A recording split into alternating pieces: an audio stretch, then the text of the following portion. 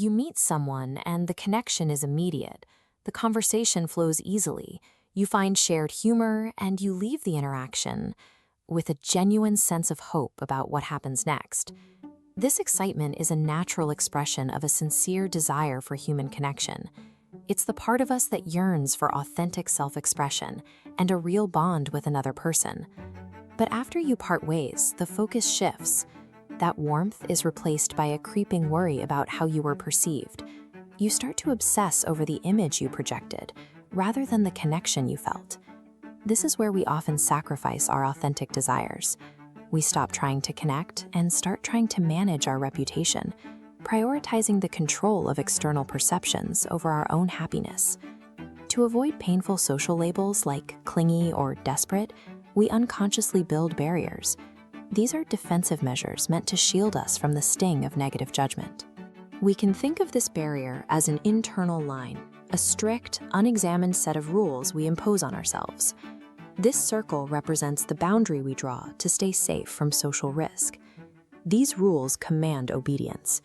When we feel the urge to show enthusiasm, our internal alarm triggers a rebound, forcing us to suppress our feelings and act cool or low maintenance instead. Following these rules creates a state of psychological confinement. We build a life designed to manage the comfort of those around us, while we remain locked away from the very relationships we are looking for. Eventually, one person makes a move. They take a risk and reach out with warmth, suggesting a specific time and place to meet again.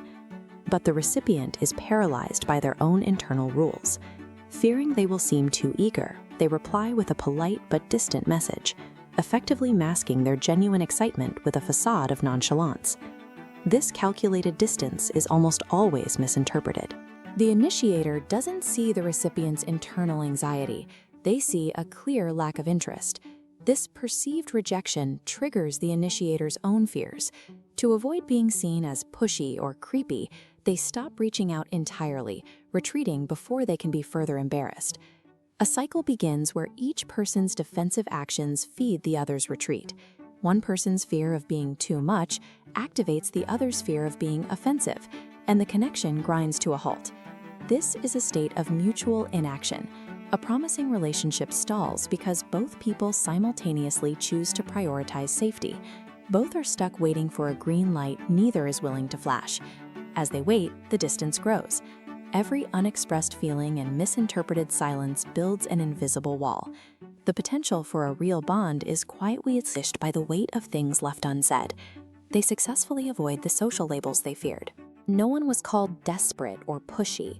But that success comes at the cost of the connection itself. When we care more about how we are seen than how we actually feel, we transform mutual interest into mutual isolation. The safety we find in this passivity is an illusion. Choosing the safe path of doing nothing is a direct path to self-sabotage. This chart highlights the space between the life we authentically desire and the unfulfilling life we settle for when we stay within our self-imposed boundaries. These connections don't fail because of a lack of chemistry. They fail because a shared, unspoken fear was allowed to become more powerful than the attraction that brought the two people together. Playing it safe ensures you are never judged as eager, but it also ensures you remain disconnected and alone. Breaking this pattern requires us to embrace a contradiction. To find real freedom and connection, you must be willing to violate your own internal, fear-based rules. The spike of guilt or anxiety you feel when you attempt to be vulnerable is actually a signal of growth. It's the sound of your internal alarm reacting to you finally choosing a different path. You have to choose to honor your personal truth over the exhausting performance of managing other people's opinions.